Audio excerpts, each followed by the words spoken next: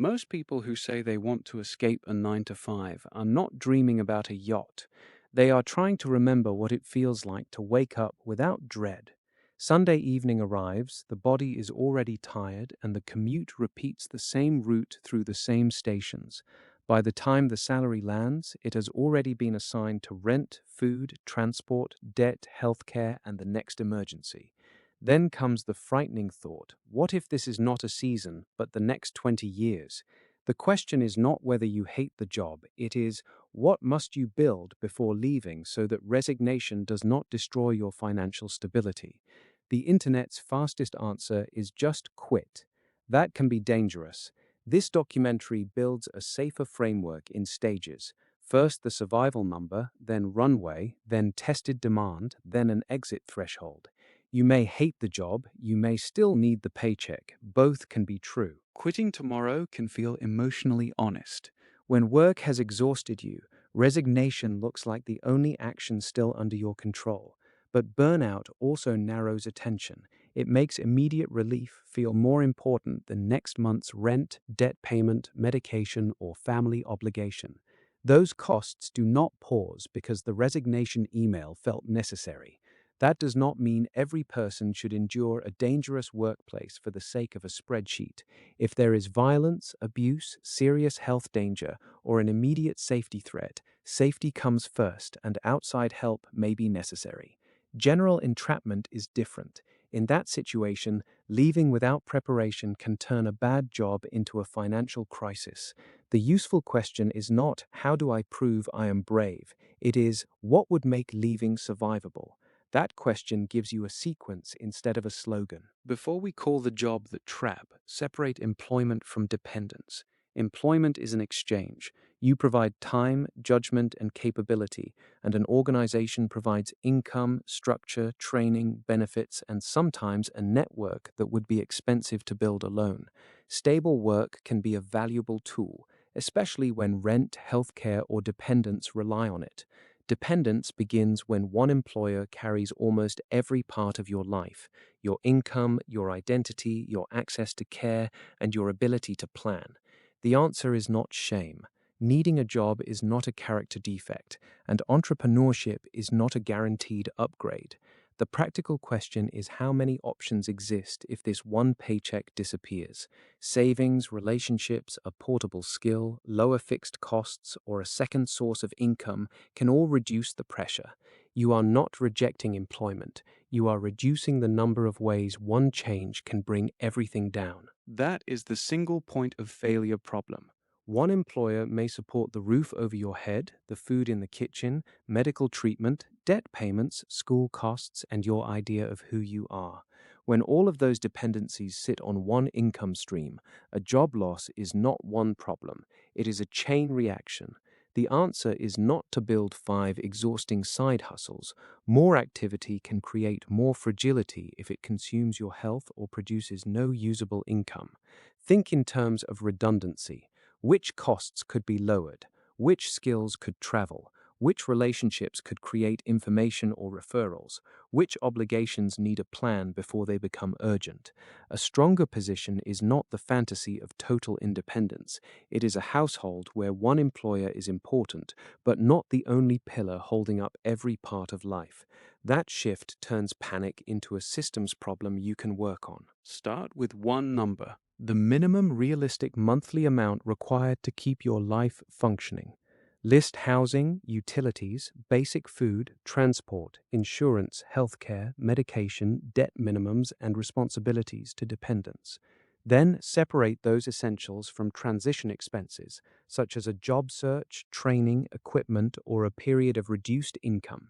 Keep optional lifestyle costs visible too, but do not confuse them with the floor that protects health and safety. If the essentials add up to 2,200 in your currency, 2,200 is an illustrative survival number. It is not a universal target, and it is not permission to cut medical care or pretend obligations do not exist. It simply changes the question. Instead of asking whether you feel brave enough to resign, you can ask how many months of 2,200 you could cover and what would reduce the gap. The number is useful because it is concrete, revisable, and connected to real life. Runway is the next calculation. Available transition cash divided by the minimum survival number. If you have 6,600 saved and the survival number is 2,200, that is 3 months of runway. 3 months does not mean freedom. It means time to search, test, recover, and avoid accepting the first desperate option. 6 months creates more room, but the right number depends on dependence, debt, health, industry conditions, notice periods, and how quickly income could realistically return. Keep transition money separate from daily spending, and be careful about putting it into volatile assets that might fall when you need it most. A buffer is not a trophy to display online. It is time between a difficult decision and an emergency. If the number is currently 0, that is not a verdict on your future. It is information about the bridge that still needs building. Sometimes the fastest way to create room is to reduce pressure before trying to increase income. Audit recurring obligations without treating deprivation as virtue. Pause subscriptions you do not use, avoid new lifestyle inflation, and ask whether a debt can be renegotiated or structured differently through an appropriate lender or advisor. Separate emergency money from transition money so one unexpected repair does not erase the plan. If you share a household, discuss changes honestly. A partner or dependent should not discover the new strategy after the paycheck changes. The point is not to make life smaller forever. It is to buy flexibility during a defined transition and then review the trade-offs.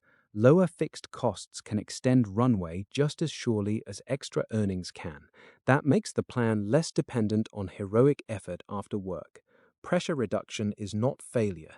It is risk management, provided the essentials of health, dignity, and safety remain protected. Once the pressure is visible, choose one commercially valuable skill rather than collecting an identity. The useful intersection has 4 parts. Something you can realistically become competent at, something people already pay for, something that produces a visible result, and something that fits your available time and health. That could be turning messy operations into a clear system, producing reliable sales material, analyzing business data, improving a process, or building a small piece of software.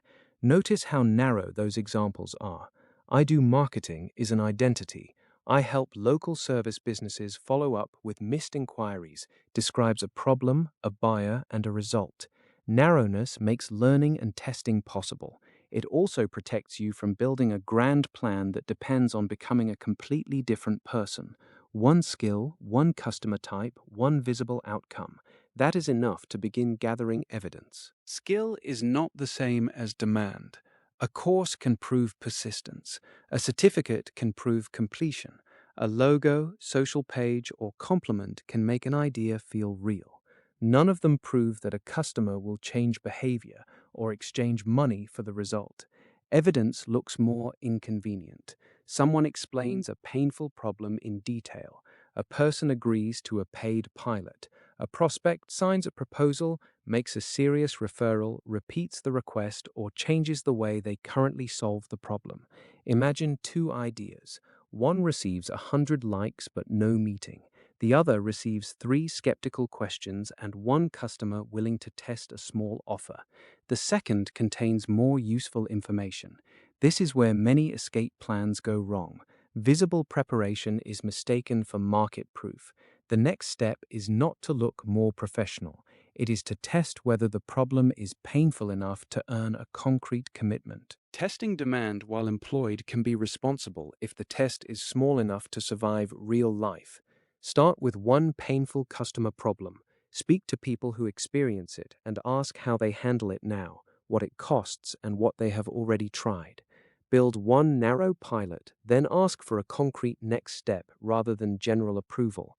A paid pilot is strong evidence, but a serious referral or repeat request can also teach you something. Record objections as carefully as compliments. Protect your available time and your health. A plan that requires every night and weekend is not a bridge. It is a second source of burnout. Do not use an employer's equipment, data, clients, confidential methods, or working time. If the problem is not painful, the buyer is unclear, or the offer cannot fit your life, reject the idea early. Demand is information, and rejection is information too. Before a side project touches the market, check the boundaries around your employment.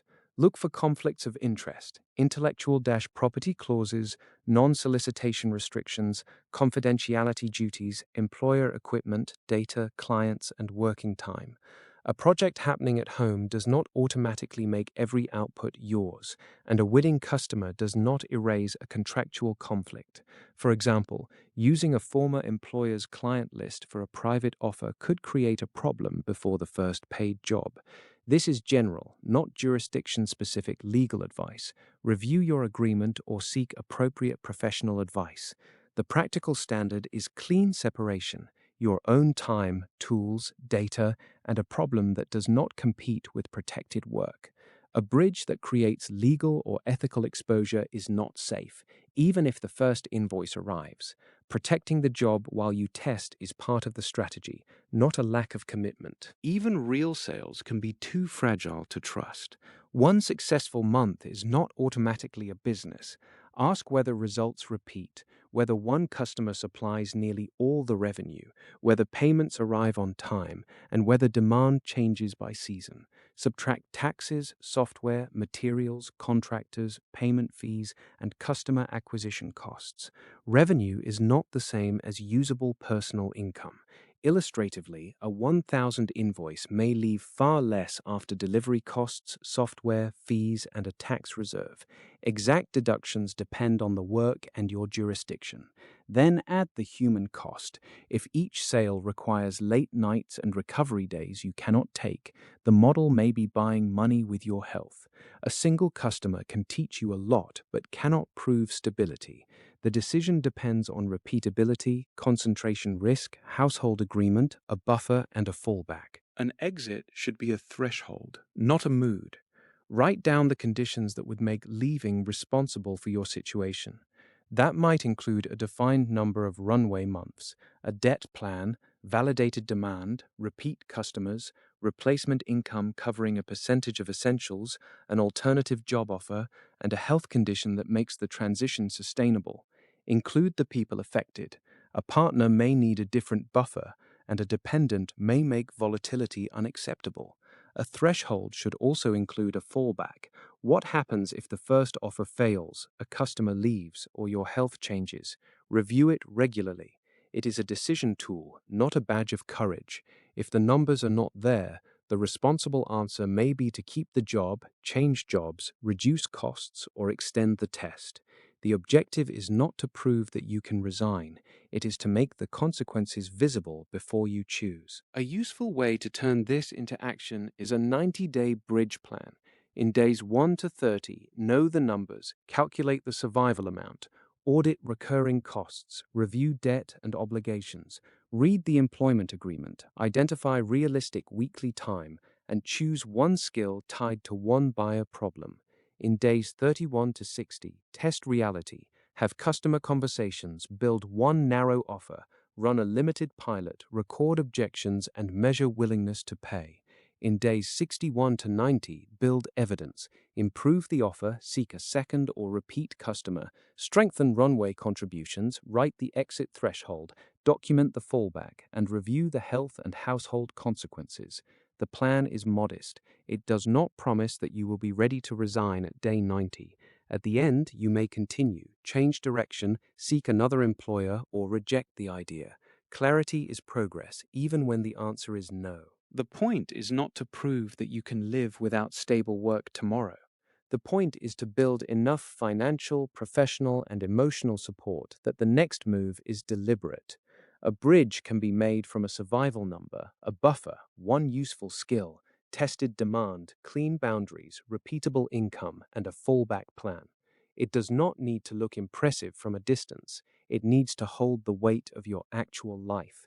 This week, calculate the survival number.